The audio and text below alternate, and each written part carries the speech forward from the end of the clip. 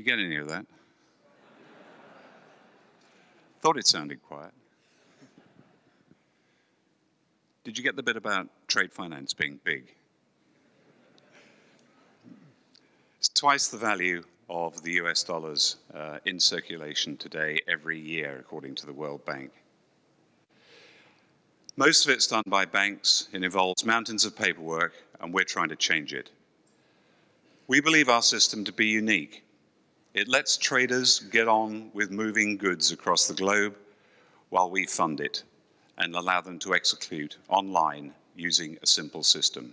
Best way to explain it is to demonstrate it, of course, and Mike here will split his personality at least 4 ways by being all the players in a single transaction on our live platform. Before we start, let's set the scene. We have a UK buyer who has sellers of solar panels in China, and he needs to get $100,000 worth of solar panels out of China and into the UK and sold into the market. The Chinese seller requires paying upfront in dollars prior to shipment, and we have offered him a way to do it. Traditionally, such a trade would be done by a bank. They would require to take possession of the goods at some stage, and it would definitely require mountains of paperwork. Using TradeRiver's system, we can fund and execute the transaction online in such a way the buyer no longer needs any cash at all in his supply chain. He knows that the time between making the order and receiving the money from his customers in the UK is about 3 months. Normally, he'd have to do this by either sending the cash up front or go to the bank to fund it for him. The buyer has an unsecured credit limit of around £450,000, and he's used about £250,000 of it, leaving him £200,000 ample for his $100,000 trade. Now, he can use this limit as and when he wishes with any of his suppliers. He chooses the point at which the supplier gets paid. We don't care. So first he sets up the transaction. He chooses who he wants to trade with. He inputs a purchase order number. He describes the goods. He says how much he wants to pay his seller and in what currency. He tells us how long he needs before he pays the money back. And he inputs an inspection period and then signs for it with a digital signature. This sends an email to the seller telling him that there is a new transaction and he needs to go look at it. In that email, there is an encrypted link, which, when he clicks on it, takes him to the same page the buyer had before, and he's invited to either amend the transaction as he sees it or to ask us to approve it. In this case, we're going to let him ask us to approve it, and we are going to approve it straight away.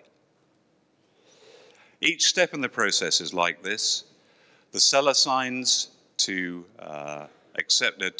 dispatch the goods. The buyer signs to say he's received them, inspected them, and accepted them.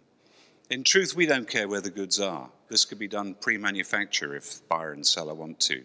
The important thing is the buyer is in charge of when he pays the money.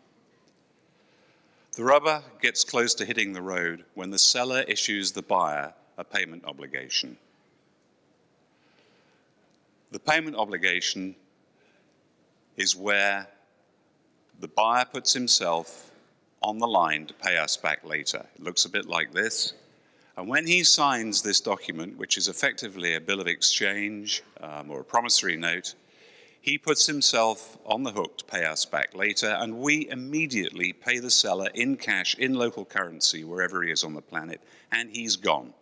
He's been paid. The buyer now owns the goods, and nobody came in between them. The buyer now has 100 days to repay us. Given his 90-day supply chain, that should be ample. He should get his cash before he has to pay us back our money. We've just removed $100,000 from his supply chain. We've given him $100,000 in unsecured cash. Look at it whichever way you want. When he settles with TradeRiver, the buyer's credit limit is credited a bit like a credit card limit, and he can reuse that money over and over again. And that's really all there is to it. We've done over 1,000 transactions this way. We've lent over 50 million sterling to UK companies. And on each occasion, they've required no collateral, no assets. They've never had to give us the goods for any length of time. And we've used the same technique for each and every transaction. We've got a US partner now. They too have US importers transacting across the globe. And interestingly, US buyers have been discovering the UK players, and they've been trading with each other. And the network's growing. It's easier to imagine a global community of TradeRiver customers, all using the same system, the same parameters, and importantly, benefiting from a simple, efficient system to trade across the globe. That's all I have. Thank you very much.